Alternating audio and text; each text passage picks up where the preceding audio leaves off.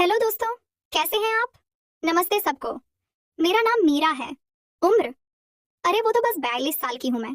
लेकिन लोग कहते हैं कि लगती तो 30 से 32 की हूँ। क्या करूं, भगवान ने थोड़ा ज्यादा ही मेहरबानी की है मेरे ऊपर। मेरी स्किन अभी भी इतनी सॉफ्ट और ग्लोइंग है कि जब मैं साड़ी पहनकर घूमती हूँ तो हवा में एक अलग ही महक फैल जाती है। मेरी कमर पतली है और जब मैं चलती हूँ तो मेरी चाल में एक रिदम है जो लोगों की नजरें खींच लेती है। मेरे बाल लंबे और घने हैं जो मेरी पीठ पर लहराते हैं जैसे कोई झरना। और हाँ, मेरी आंखें वो तो बड़ी बड़ी और काली हैं जिनमें देखकर कोई भी खो सकता है। मैं एक साधारण घरेलू औरत हूँ, लेकिन कभी कभी खुद को आईने में देखती हूँ तो सोचती हूँ कि जीवन में थोड़ा और मसाला होता तो मजा आता। खैर, आज मैं तुम्हें अपनी एक कहानी सुनाने वाली हूँ। ये कहानी मेरी और मेरे दामाद की है। दामाद का नाम है रोहन। वो मेरी बेटी का पति है, लेकिन हमारे बीच की बॉन्डिंग थोड़ी अलग है, शुरू से ही। तो चलो शुरू करते हैं। यह बात उस समय की है जब मेरी बेटी, जिसका नाम है नेहा, की शादी हुई थी। नेहा की शादी रोहन से हुई और रोहन एक अच्छा लड़का है, नौकरी करता है, घर संभालता है, लेकिन थोड़ा शर्मीला टाइप। मैं तब से ही विधवा हूँ। मेरे पति को गुजरे हुए 10 साल हो चुके थे। घर में अकेली रहती थी, लेकिन नेहा की शादी के बाद वो दोनों मेरे पास ही रहने लगे। वजह नेहा की जॉब थी और रोहन की भी, तो घर का काम कौन देखता, मैं ही, और मुझे अच्छा लगता था सुबह उठकर चाय बनाना, नाश्ता तैयार करना, और शाम को जब वो दोनों घर आते तो मैं उनके लिए कुछ स्पेशल बनाती। रोहन को मेरी बनी दाल चावल बहुत पसंद थी। वो कहता, माँ जी आपकी हाथ की दाल में वो जादू है जो नेहा की में नहीं आता। मैं हंसती और कहती, बेटा ये तो अनुभव की बात है, धीरे धीरे नेहा भी सीख जाएगी। लेकिन अंदर से मुझे अच्छा लगता जब वो मेरी तारीफ करता। उसकी आंखों में एक चमक होती थी जो मुझे लगता था कि शायद वो मेरी कुकिंग से ज्यादा कुछ और देख रहा है। लेकिन मैं क्या करूं, मैं तो बस एक सास हूं। एक दिन की बात है, सुबह सुबह मैं किचन में थी। नेहा काम पर चली गई थी क्योंकि उसकी शिफ्ट जल्दी थी। रोहन अभी सो रहा था। मैंने सोचा आज उसे स्पेशल ब्रेकफास्ट बनाऊं। मैंने परांठे बनाने शुरू किए। गरम गरम आलू के परांठे, ऊपर से मक्खन लगाकर। किचन में गर्मी थी क्योंकि गैस जल रही थी और मैंने साड़ी पहनी हुई थी जो थोड़ी पतली थी। गर्मियों की पसीना आ रहा था तो मैंने अपनी साड़ी का पल्लू थोड़ा साइड किया ताकि हवा लगे। तभी रोहन उठकर आया। वो शर्टलेस था, सिर्फ पजामा पहने क्योंकि गर्मी थी। उसकी बॉडी फिट थी, जिम जाता था वो किचन में आया और बोला, माँ जी ये क्या खुशबू है, लगता है आज कुछ स्पेशल है। मैं मुड़ी और हंसी सी, हाँ बेटा तुम्हारे लिए बनाया है, बैठो मैं प्लेट में देती हूँ। लेकिन जैसे ही मैं मुट्ठी, मेरा पल्लू थोड़ा सरक गया और मेरी ब्लाउज की नेक लाइन से थोड़ा ढा कुछ देखा। मैंने जल्दी से ठीक किया, लेकिन रोहन की नजर वहां रुक गई थी एक सेकंड के लिए। वो हंसा और बोला, माँ जी आपकी ये साड़ी बहुत अच्छी लग रही है, रंग आप पर सूट करता है। मैंने सोचा ये तो तारीफ है, लेकिन उसकी आवाज में कुछ था जो डबल मीनिंग लग रहा था। मैंने कहा, धन्यवाद बेटा, लेकिन तुम जाओ फ्रेश होकर आओ। वो चला गया, लेकिन मेरे मन में ख्याल आया कि कहीं वो मेरी तरफ आकर्षित तो नहीं हो रहा। नहीं नहीं, मैंने खुद को डांटा, वो मेरा दामाद है। फिर दिन बीता। शाम को नेहा आई। हम तीनों ने साथ डिनर किया। रोहन ने फिर मेरी कुकिंग की तारीफ की।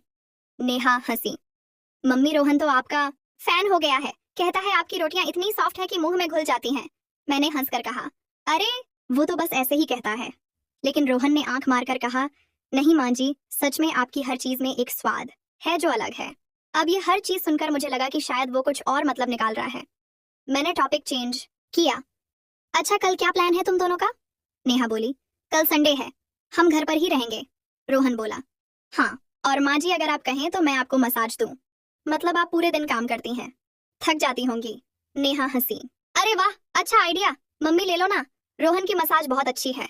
मैंने सोचा मसाज दामाद से, लेकिन नेहा कह रही है तो ठीक है।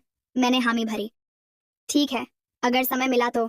लेकिन अंदर से दिल धड़क रहा था कहीं ये कुछ और तो नहीं। अगला दिन संडे था। सुबह हम सब लेट उठे। मैंने चाय बनाई और हम बालकनी में बैठे। बाहर का मौसम अच्छा था, हल्की ठंडी हवा। रोहन बोला, माँ जी चाय पीकर मसाज करवाओ ना। नेहा तुम तैयार करो कमरा। नेहा हंसी और बोली, हाँ मम्मी लेट जाओ बेड पर, मैं ऑन लाती हूँ। मैं थोड़ा हिचकिचाई, लेकिन गई। कमरे में मैं लेट गई। पेट के बल साड़ी पहनी थी, लेकिन ब्लाउज पीछे से ओपन टाइप था। रोहन आया, हाथों में ऑरियल। नेहा भी थी वहां। रोहन ने मेरी पीठ पर ओरल लगाया और धीरे धीरे दबाना शुरू किया। उसके हाथ मजबूत थे और दबाव सही था। मैंने कहा, बेटा अच्छा लग रहा है। वो बोला, माँ जी आपकी स्किन कितनी स्मूथ है, नेहा से भी बेहतर। नेहा हंसी, अरे जलन हो रही है मुझे। लेकिन रोहन के हाथ जब मेरी कमर की तरफ गए तो मुझे लगा जैसे कुछ दौड़ गया। वो धीरे धीरे दबा रहा था और कह रहा था, यहाँ टेंशन है माँ जी, मैं अच्छे से खोल दूंगा, खोल दूंगा। सुनकर मेरे मन में अजीब ख्याल आया। मैंने नेहा की तरफ देखा। वो फोन में व्यस्त थी। मसाज 20 मिनट चली और खत्म होने पर मैं उठी। रोहन बोला, कैसा लगा माँ जी? मैंने कहा, बड़ा बहुत अच्छा, थैंक यू। लेकिन उसकी आंखों में एक मुस्कान थी जो मुझे लगा कि वो कुछ और सोच रहा है। फिर दिन गुजरते गए। रोहन अब ज्यादा घर पर रहने लगा क्योंकि उसकी जॉब से छुट्टी थी। नेहा काम पर जाती और मैं और रोहन घर पर। हम बातें करते। एक दिन मैं लिविंग रूम में सोफे पर बैठी थी, किताब पढ़ रही थी। रोहन आया और मेरे पास बैठ गया। बोला, माँ जी आप अकेले रहती थी पहले, बोर नहीं होती थी? मैंने कहा, हाँ होती थी, लेकिन अब तुम दोनों हो तो अच्छा है। वो बोला, मैं आपका साथ दूंगा हमेशा। नेहा तो व्यस्त रहती है लेकिन मैं हूं ना। उसने मेरा हाथ पकड़ा और कहा, आपकी उंगलियां कितनी नरम है। मैंने हाथ खींचा नहीं, लेकिन सोचा कि ये क्या है। वो आगे बोला, माँ जी कभी आपका मन नहीं करता कुछ नया ट्राई करने का, जैसे कोई हॉबी या कुछ और? मैंने हंसकर कहा, बेटा मेरी उम्र में क्या नया? वो बोला, अरे उम्र क्या है, आप तो अभी जवान हैं। जवान सुनकर मुझे लगा कि वो फ्लर्ट कर रहा है, लेकिन मैंने टॉपिक चेंज किया, चलो चाय बनाऊं। वो हंसा और बोला, हाँ आपकी चाय तो अमृत है। धीरे धीरे हमारे बीच बातें बढ़ने लगी। शाम को जब नेहा आती हम तीनों गप्पे मारते, लेकिन रोहन की नजरें मुझ पर ज्यादा रहती। एक शाम हम टीवी देख रहे थे, कोई मूवी चल रही थी जिसमें एक सास दामाद की फनी स्टोरी थी। रोहन बोला, माँ जी अगर हमारी स्टोरी मूवी बनती तो कैसी होती? नेहा हंसी, अरे रोमांटिक। रोहन बोला, नहीं कुछ स्पेशल, माँ जी के साथ तो हर पल स्पेशल है। मैंने कहा, बस करो तुम दोनों, लेकिन अंदर से सोच रही थी कि कहीं रोहन का मन मेरी तरफ तो नहीं। सस्पेंस बढ़ रहा था। मैं रात को सोचती कि अगर कुछ हुआ तो नेहा क्या कहेगी, लेकिन कुछ नहीं हुआ, बस बातें। फिर एक दिन रोहन ने कहा, माँ जी मैं आपको एक सरप्राइज दूंगा। मैंने पूछा, क्या? वो बोला, कल बताऊंगा। अगले दिन वो घर आया हाथ में एक पैकेट लेकर। नेहा भी थी। पैकेट खोला तो उसमें एक साड़ी थी रेड कलर की सिल्की। बोला, माँ जी ये आपके लिए पहनकर देखो। नेहा बोली, हाँ मम्मी पहनो। मैं कमरे में गई, साड़ी पहनी, वो फिट थी, मेरी फिगर पर सूट कर रही थी। बाहर आई तो रोहन की आंखें चमक गईं। बोला, वाह माँ जी आप लग रही हो जैसे कोई हीरोइन। उसकी तारीफ में कुछ था जो मुझे लगा कि वो मेरी बॉडी स्कैन कर रहा है। मैंने कहा, थैंक यू बेटा। लेकिन वो बोला, माँ जी घूम कर दिखाओ ना। मैं घूमी और मेरी साड़ी का पल्लू हल्का सरका। वो हंसा और बोला, परफेक्ट। नेहा खुश थी, लेकिन मुझे लगा कि रोहन का इंटेंशन कुछ और है। दिन बीतते गए। अब रोहन मुझे छोटी छोटी मदद करता, जैसे किचन में जब मैं कुछ ऊपर से निकालती वो पीछे से आकर मदद करता और उसके शरीर का टच होता। एक बार तो उसके हाथ मेरी कमर पर लग गए। वो बोला, सॉरी माँ जी, लेकिन उसकी मुस्कान कह रही थी कि इंटेंशनल था। मैंने कुछ नहीं कहा, लेकिन मन में सवाल थे, क्या वो मुझे लुभा रहा है? क्या कुछ होने वाला है? नेहा को शक नहीं था, वो खुश थी कि रोहन मेरी केयर करता है। फिर एक रात की बात है, नेहा की तबीयत खराब थी, वो जल्दी सो गई। मैं और रोहन लिविंग रूम में बैठे बातें कर रहे थे। रात के 11 बज रहे थे। वो बोला, माँ जी आपकी लाइफ में कभी कोई स्पेशल था शादी के बाद? मैंने कहा, नहीं बेटा, पति के गुजरने के बाद अकेली ही। वो बोला, तो अब मैं हूं ना, मैं आपका स्पेशल बन सकता हूं? स्पेशल सुनकर मेरे कान खड़े हो गए। क्या मतलब? वो आगे बोला, मतलब आपका बेस्ट फ्रेंड। मैंने राहत की सांस ली, लेकिन उसकी आंखों में कुछ और था। वो करीब आया और बोला, माँ जी अगर आप कहें तो मैं आपके लिए कुछ भी कर सकता हूँ। मैंने कहा, बेटा बस ऐसे ही साथ दो। लेकिन वो बोला, हाँ साथ तो देना ही है। क्लोजली, क्लोजली में डबल मीनिंग था। मैं उठी और बोली, अब सो जाओ। लेकिन रात भर सोचती रही कि कहीं यह रिश्ता गलत दिशा में तो नहीं जा रहा। ऐसे ही हफ्ते गुजर गए। रोहन की तारीफें, उसका टच, उसकी बातें, सब कुछ सस्पेंस क्रिएट कर रहा था। मुझे लगता था कि कभी भी कुछ हो सकता है, लेकिन मैं रोकती थी खुद को।